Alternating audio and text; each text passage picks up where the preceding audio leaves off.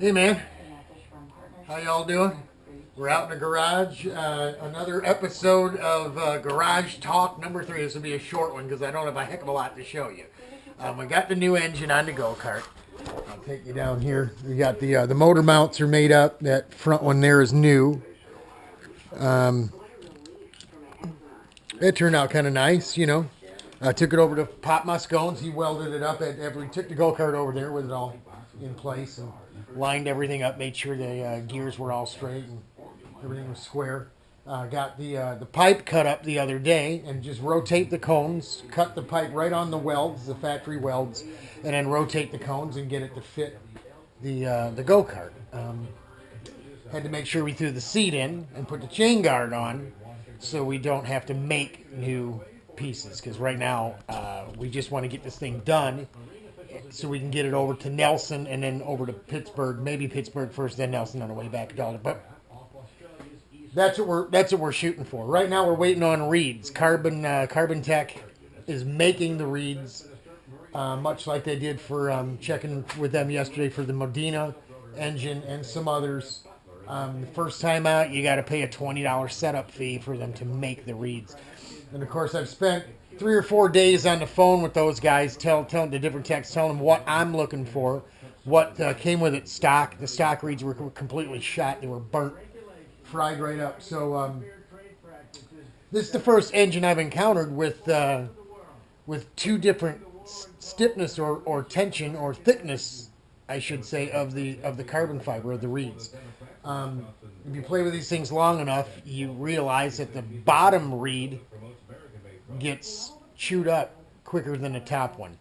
It's closer to the crank weights. I don't know if there's more air volume there, what the deal is, but that's what happens. And in this particular setup, the bottom reed is thicker than the top reed. So it's the first time I've really had to deal with that myself.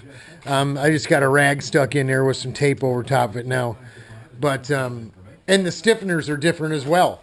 They're shaped different, and they're different thicknesses. The bottom reed being thicker has a thicker stiffener, and it's got a different shape to it as well. So worked with all, throwing all that stuff at the folks over at Carbon Tech, and then looking at what's going on. Even the reeds themselves are a little different, not just the thickness. The bottom one, thicker, is a single plate, but it's two different pedals. It's got a groove cut in it. Where the one on the top is thinner, there's slots, but it's still one piece. It's connected at the tip. So, those things are all things that the engineers designed, I'm sure, into this thing, tested, what have you. We're going to botch that all up by playing with Carbon Tech. I'm not going to put the stock factory reeds in it because they're geared towards short track. Short term, short duration, whatever. So that's it. We took the little micro cutter to cut the welds. I mean, you're going to lose some volume, some length, obviously, if you got to cut it. But I used a very, very thin cut-off wheel on like a Dremel type tool, micro stuff. So cut it 1, 2, 3, 4 cuts, 4 rotations. And then lined it all up. I marked it and lined it up. And Richard's tacked it together, top and bottom. And you see it's just sitting there. It's just sitting there. We line up the top with the seam there. Let's see. And it fits the car real good. We're going to extend these and extend the bumper back so we get the exhaust. Everything will be inside the bumper. I don't know why I didn't bother doing that before. I guess I just was asking people to come chase me and hit me or something. I don't know. But here's another interesting gig here. We're making our own base gaskets. We needed a certain thickness that we needed 0.1 millimeter base gaskets, and they don't make them for this model for some reason. So we find the material that we need, and we spray it with the copper spray gasket. It's high temp sealer, and it's dried up. You let it sit for a few days, and it'll dry right up so it's not tacky anymore. So you can make a whole bunch of them and put them in a plastic bag and throw them in a trailer or whatever, Sorry, I was running a little late, Dominique. Yeah, we've been playing around with that. Of course, I really just spray them because the paper has printing and writing on it and stuff. You don't want to look like you're from a third world country, right? When it comes time to put this thing together at the racetrack, your buddies will be like, "Hey, what's that? What is that? Rolling Stone magazine or something?" It might be if it's the right thickness. It could be. But we're doing a little of that, little everything. The side panel doesn't fit anymore. The other engine sat way up here. The cylinder was way up here, so there's a big gap in the side panel up here. As you can see, the clutch actuator here is actually on the top. On the other engine, it's on the bottom. So this was completely covered up. So we had to carve some of this stuff out just to get it to go on. But there it is. We're sneaking up on it. We're getting her done. What I'm going to do with the side panel is it was supposed to be a secret, but I'm going to make a bubble. I'm going to make a little speed bubble with a fin on it, to cover all this, because the panel actually comes about right here. So a whole bunch of all this can be covered. I mean, obviously not back in here, but all this can be covered yet.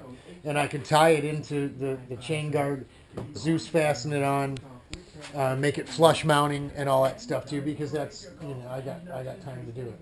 So that'll be cool. That'll look cool at MIS or Daytona or something. Get a little aerodynamic bubble over top of the engine, and that's it. That's what we're playing with. I'm gonna try this thing. Never tried one of these jumbo helicopter exhausts before, but I know Brian uses one, right, Brian? I don't know if it's the same model or not. I don't know, but if it doesn't work, I got the M4 silencer, and we'll try them back to back and see what it does. But that's it. Not running yet, but we're hoping today's Saturday.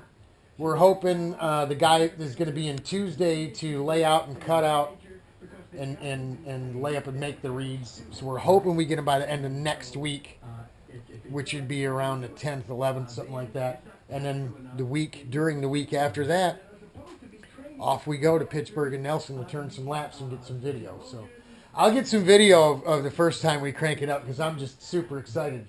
I can't wait to hear it run. I'm sure it's two-stroke. It sounds like everything else, right? But it's new to me, so that's it. That's all I got for you. We're going to take the bike for a ride this afternoon. It's beautiful day. It's in the 70s.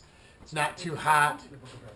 So I can actually put on jeans and wear pants. And a lot of people poo-poo me because I ride my bike with shorts on. But it's a 250, man. There's guys that have scooters out there that are like 400s that'll blow my bike away. Believe it or not. I mean, they'll smoke the thing right off the road. They go down the highway without an issue. And they're those, it's a scooter. It's a step-through scooter. And they're wearing shorts and T-shirts, no helmet, no nothing. The bottom line is, if you hit the ground, I don't care what you're wearing, you're going to get hurt. Will it hurt more with shorts and jeans? I don't know. I mean, it depends. I guess it depends on what you fall on, doesn't it? The whole idea is not to fall. The biker guys that say dress for the slide and not the ride are looking to end up on the ground, and that's not me. So we're going to take the bike for a ride in a little while. Craig and Pally are here from Arizona. They got to fly out today, so I might just buzz down and just drop in over at their in-laws and just see them real quick. Me and Sherry have been over there to see them before. So that's it, man.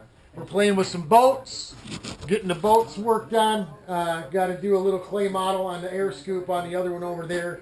Get a mold off of that. Get these boats built up and get them to the guy that's running that operation. And that's about it, man. We're just messing around, finishing up the summer, and trying to get ready to turn some laps here shortly. So hope y'all are doing well. Be blessed. Praying for all my friends and family out there. And that's it, guys. We'll hope to see you at the track soon. Be careful.